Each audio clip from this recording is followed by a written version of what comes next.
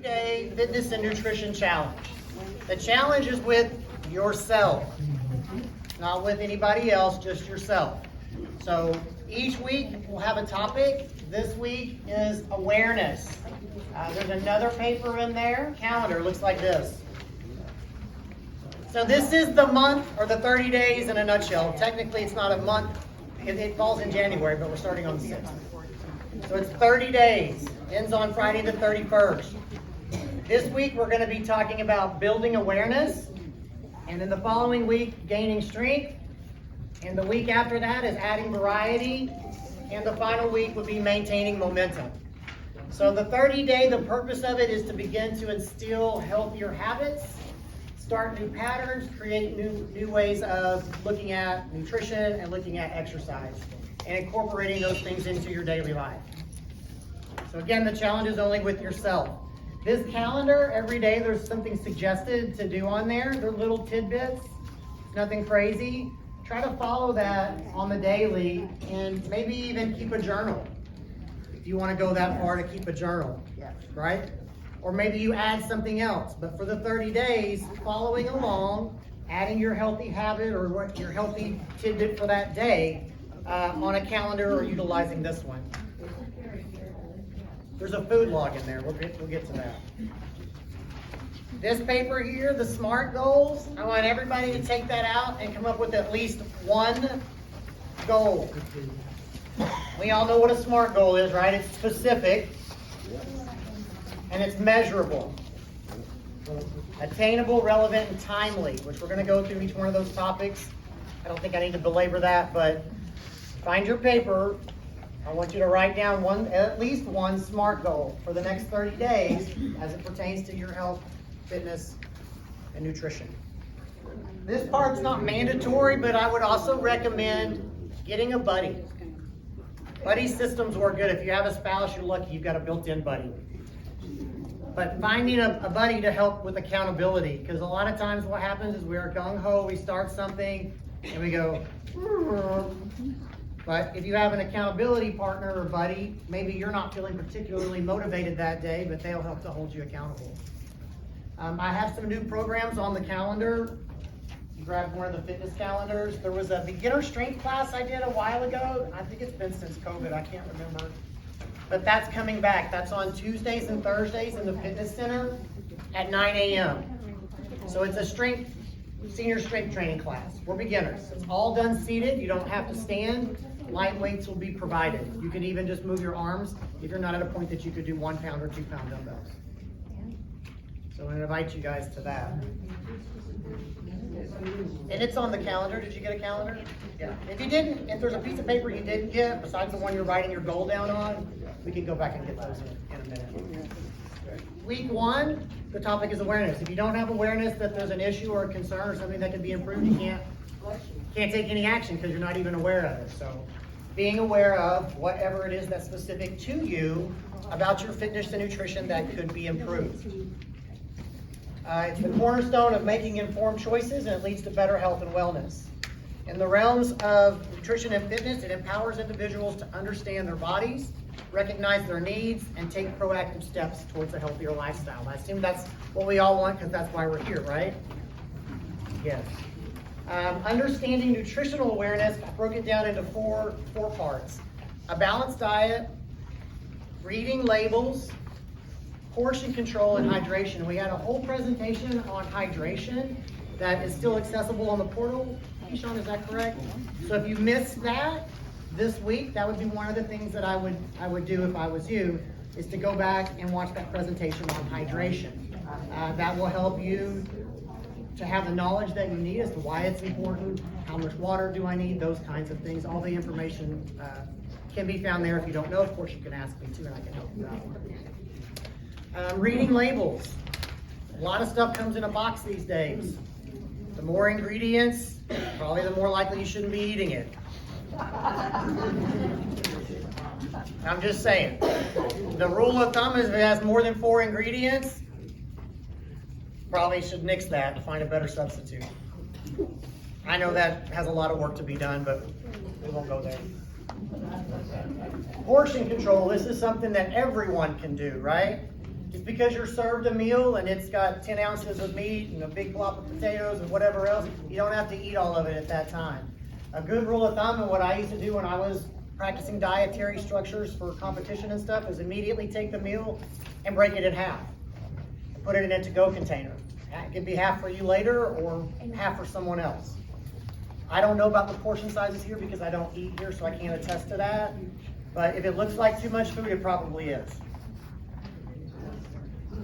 And then the hydration. So on your fitness awareness, there's four areas here: types of exercise, consistency over intensity, listening to your body, and mental health benefits.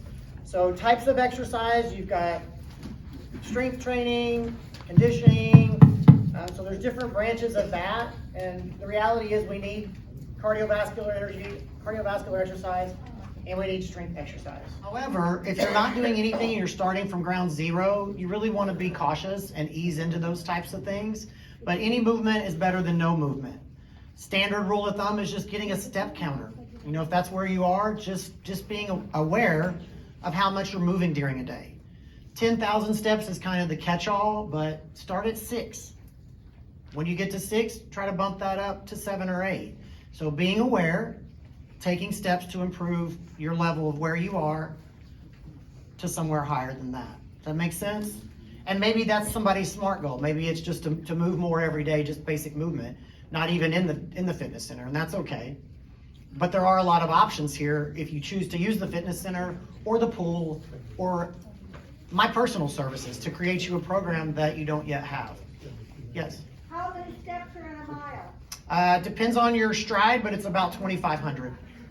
And we're supposed to do how many steps? 10,000 would be ideal. Now, again, if you're starting it, you're only doing 2,000 a day right now, bump it up by 1,000. And then continue to move that goal in an upward direction. It ends up being about 5 miles. 10,000 steps is approximately 5 miles. Holy cow. Yeah. So, yeah. Consistency over intensity, right? If I go in one day and I work out super hard and I can't work out for 4 or 5 days because everything hurts and I got problems, that wasn't constructive. That was too much. You do better to take those little steps. It's like the rabbit, the tortoise, and the hare, right? The tortoise is moving slow, but he never stops. The rabbit gets distracted, in this case injured, and he can't continue onward. So being smart and being consistent. Consistency will help you too in creating those new patterns. I think they say 60 times of doing something is what it takes about to create a new habit where it just becomes second nature. Versus having to talk yourself into it. All right. Any questions on that? No? Let's see what else we got here. So building awareness, how do we do that? Just like this, attending a workshop, finding reliable health sources. And if you have questions or things that you want to read about, topics you want to know about, I'd be glad to point you to reliable sources because there's a lot of information out there that's less than reliable. And you can really go down a rabbit hole reading things on the internet that you get from random places. So, consult professionals, that would be me, to deepen your understanding. Community support, that's another kind of purpose for this. This was kind of brought on by a resident request, something similar to Weight Watchers. I've never been to Weight Watchers, but I know that there's accountability. I know that there's food journaling. So if you look in your packet, there's also a 4-week food journal. And if you choose to utilize that and you put your 100% into that, I have no problem sitting down with you and reviewing that.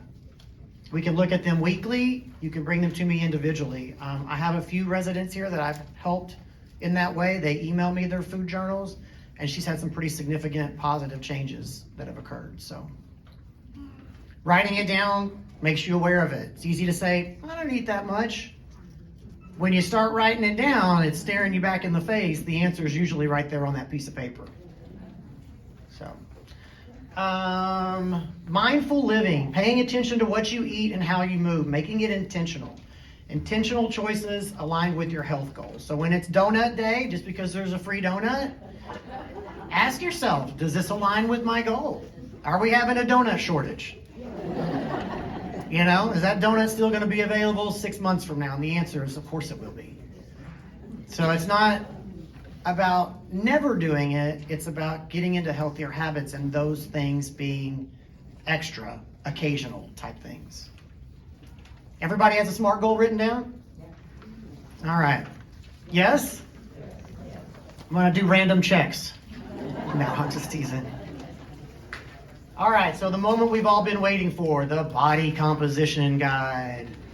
Woo. So the scale here, it has a bioimpedance. It runs up through the body. Different tissues return that signal at different rates. That's how it differentiates between body fat, water, bone structure, things like that. It's not 100% accurate. I think the gold standard is still submersion in water. And that's very complicated and very time consuming. You have to have the tank, first of all. You need a scientist that can, do the information. You have to exhale all the air out of your lungs multiple times and be dunked completely underwater. So we're not doing that.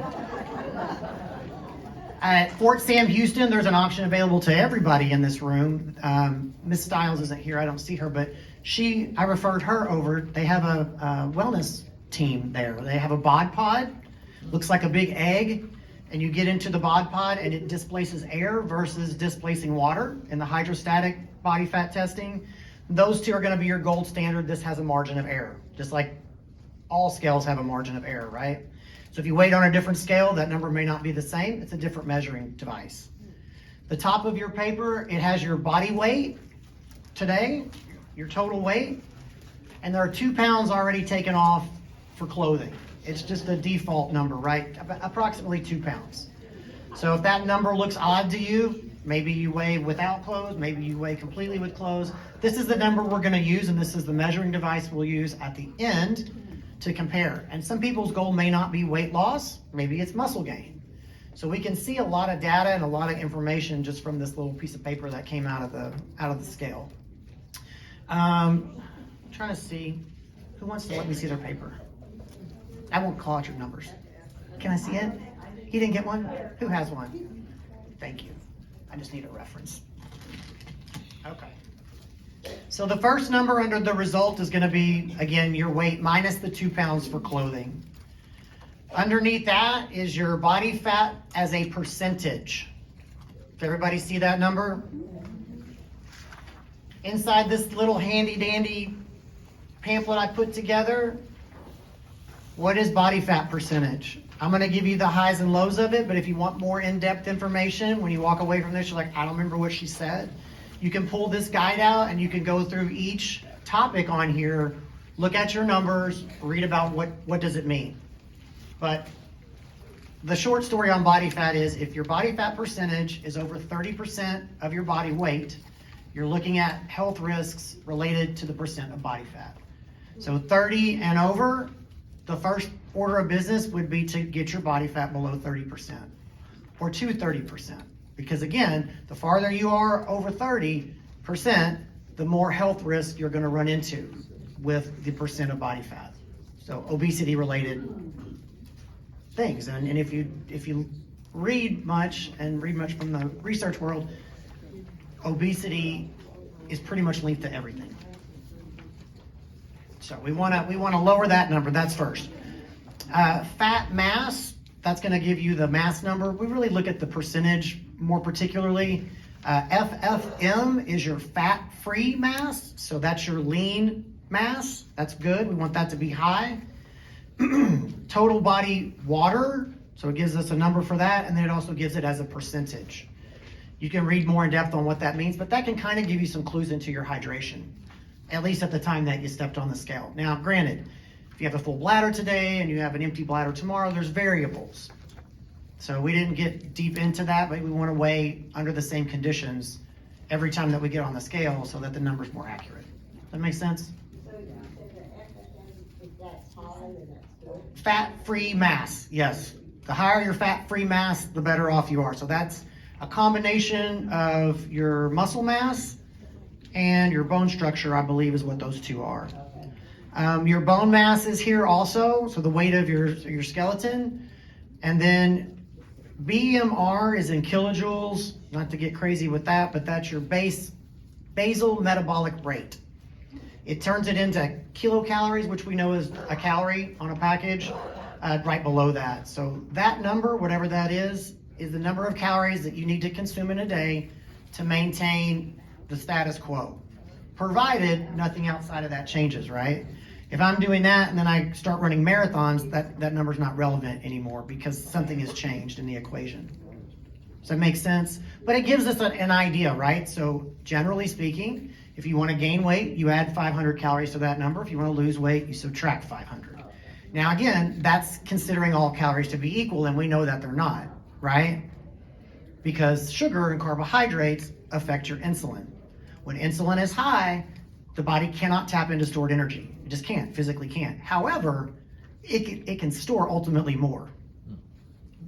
So, calories, yes, but if you ate 1,200 calories in ice cream, that's not the same. Just want to clarify that. Yes. What is a good number there? I can't give you a number for that. I would look into the pamphlet there because we're all different heights, right? Men tend to have denser bones than women, but Because I have lost a lot of weight, and I need to. this is not bone density like a DEXA scan. It's not that in-depth.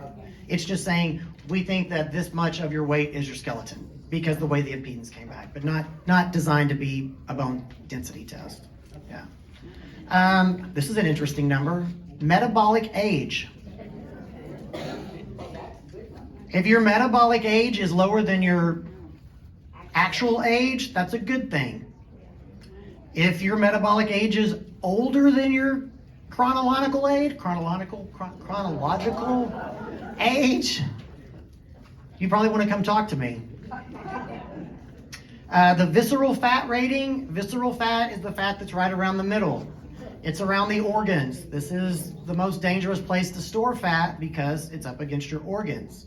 Someone that carries weight in their hips and thighs may not be ideal, but it's less risky than people that carry weight around the middle. So you want that number to be Yes. how low? Yes. Yes. BMI is body mass index, and it really doesn't take composition into consideration at all. It's height, weight, gender, number. So if you have somebody that's super muscular, their BMI could be over what it's supposed to be, but they're not overweight. So I really don't get caught up in that number because people vary so much about height, structure, muscle mass, but that's what that number is. Would you back up to the visceral fat? Yes. Get it all. We couldn't hear what I'll- It depends, and that visceral fat is in the chart there, and I would refer to that because everybody is so different. I can't give you all a specific number, but the lower the visceral fat, the better, because again, that's fat that's stored around the middle, around the organs. Does that answer the question? Good. Ideal body weight.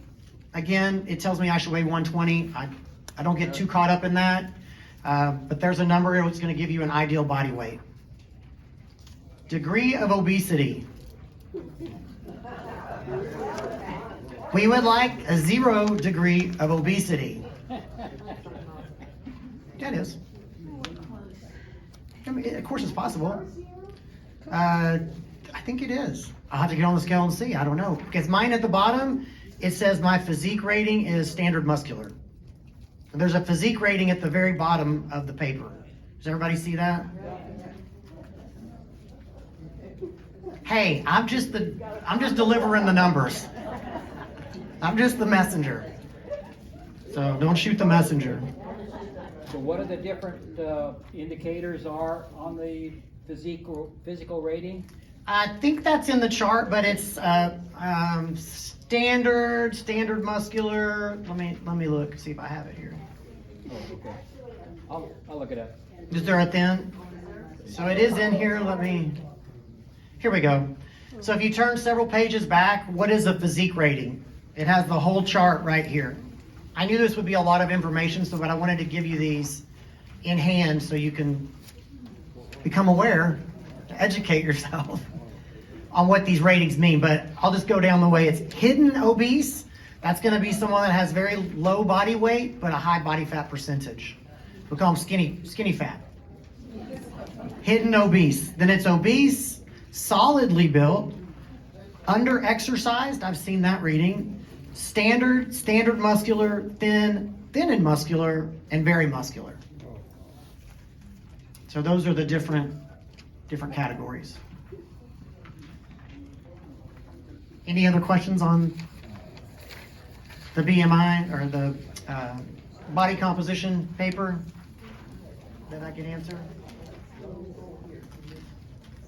Yeah? See, I didn't tell them your numbers. I didn't tell them your numbers. Whose is this? Oh, I don't even know whose numbers they are. So. I was obese, which I thought was interesting. Yeah. Gives me a goal. Yes. So how, if you don't mind, do you mind saying how far into that are you? Do you know? What is the rating? Okay. Yeah. So again, the idea is to get the body fat below 30%. So if you look at that number, usually that's a lot smaller little chunk to take than if you look at, wow, I'm here and I need to be way over there. That 30, that number 30, 28, 30, somewhere in there, you're not going to have substantial health risk. And that's really what we're trying to mitigate is health risk. We're not trying to see six-pack abs or whatever. That would be more unrealistic for sure. But we want to get you healthy and we want to get you away from that number and that risk group, that risk area. Everybody has a buddy? Does everybody find a buddy? An accountability buddy? Yeah? We got a SMART goal set? Maybe several? So here's the next thing. We're going to meet weekly on Mondays. You don't have to make every Monday. If you do, the more information that you're going to get. That's up to you. You're still in the program. It's not, you aren't here, you're out. Because you're still doing things on your own every day. That's really what this is empowering you with some education, some knowledge, some information for you to take and instill those things in your daily life. And then this is like Checkpoint Charlie, right? So we'll meet next Monday. I don't know if the auditorium is available, but I'm going to keep it at the 10 o'clock time because it seems like this works for everybody. We'll meet 3 Mondays, and then the 31st, I believe, is Friday. And that's when we'll do the weigh-in again. And I'll probably make a bigger window of time just for weighing in, but I'll fix that so we don't have that issue. Any questions of me? If we go up to the gym, can we weigh in once a week, every Monday, can we weigh in? There is a scale in the gym that's not this one, and you're more than welcome to use that scale anytime you want to. When you walk into the fitness center, if you take a hard right, there's a scale, and it has bars on the wall so you can help get yourself on and off, but it just tells you body weight. But you can use that as much as you like. Yeah. What else? Any burning questions? Come on. So you got your food log, right? If you keep your food journal, your food diary, you really put your effort into it, I don't mind taking my time to sit down and go over it with you. A lot of times it's just we don't know. Like, I don't know, we had the oatmeal conversation. There's a lot of marketing that goes on in the world and has for years putting what I call a health umbrella or a health rainbow over things that are not, in fact, healthy and can be contradictory to your goals, and you may just not know that. And so making and incorporating small changes can bring big benefit. It says one place you drink 8 glasses of water a day, another place it says 6. Is there a place for 4? Do you have a pen in your hand? Do you make a place for 4? Yeah. So again, on that month calendar, if you don't do exactly what's on there, that's fine. It's meant to be a guide. It's meant to give you something in case you just don't know, right? But if you follow those things and you fall short, maybe you don't do 8. Write on there, notate that you did 4. And maybe that's 2 more than you normally do. And that's progress. And that's really, again, what it's all about is about progress, moving forward, incorporating healthy goals, incorporating healthy nutrition, trying to build awareness around what you do every day to add to your health and well-being. All right? All right. That's a good start. That's great. Yeah, again, those things aren't written in stone. Certainly, take them and modify them as you need to, as it fits you. When is a good time for those of us who did not? If you want to stay after this, I'll be glad to do it now. I think I can, yeah. Sir?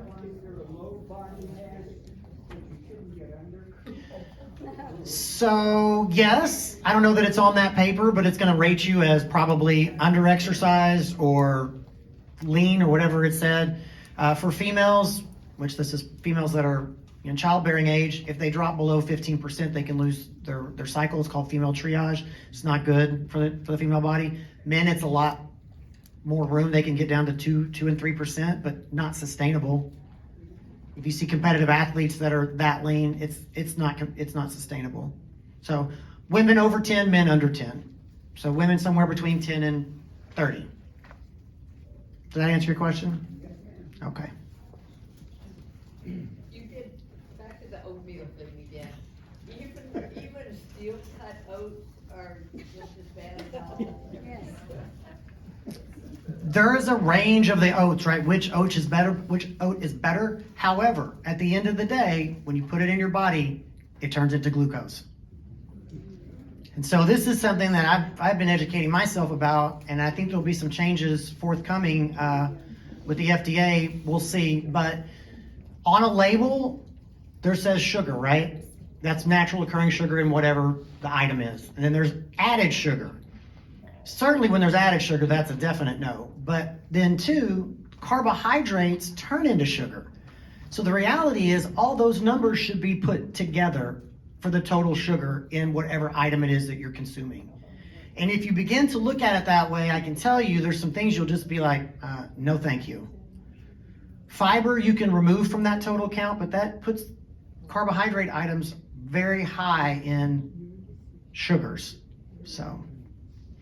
One other question. We had discussed in one of your earlier meetings about talking to the powers that be or the kitchen or whatever about Greek yogurt and better, healthier meals. Have you made any progress with that? I have made a small contact with Occam, and that is forthcoming.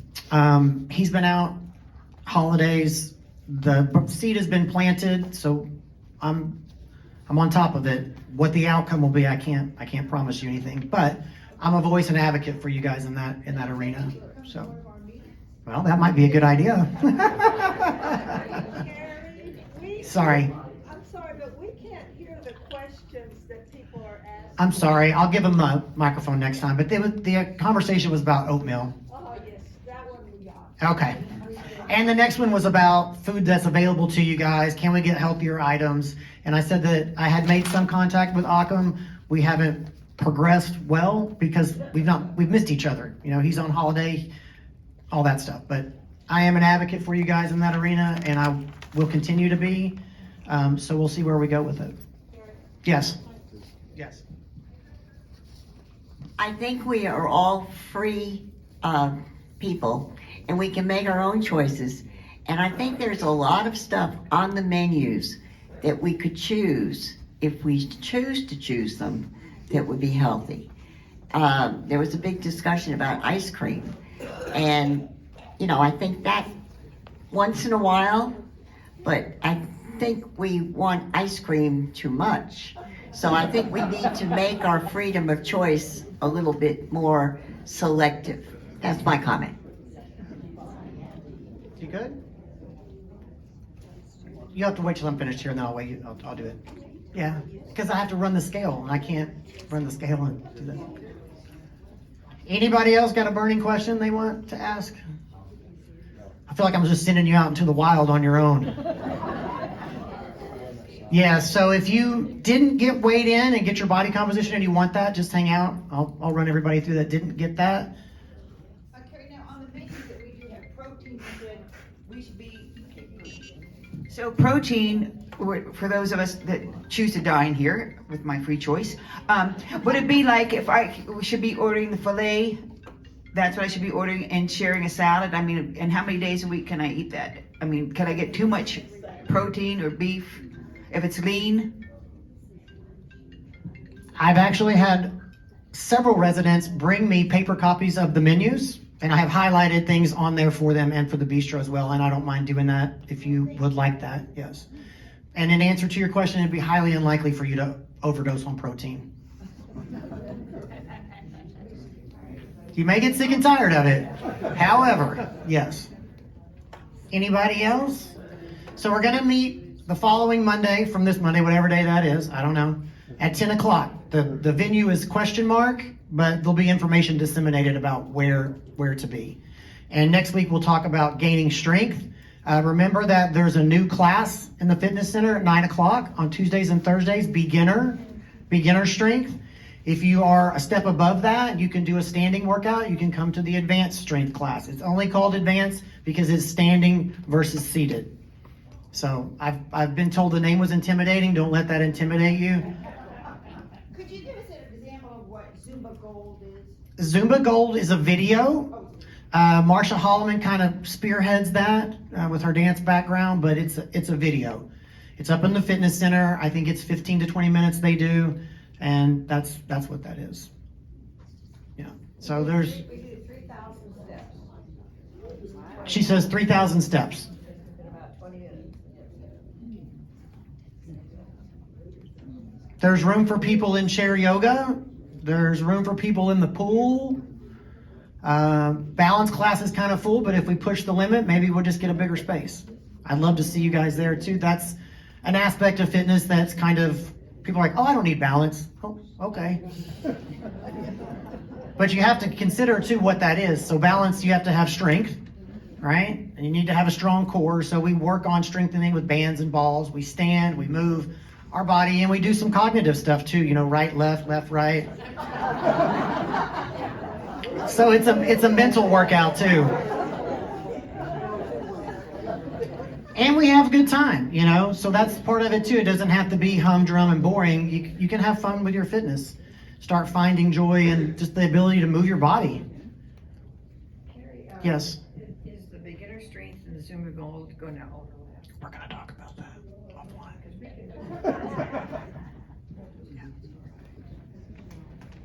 Anybody else got questions for me? All right, I'm going to come around and check your SMART goals. You'll be dismissed one at a time if you have a SMART goal written down. I'm joking. I am joking. You're free to go.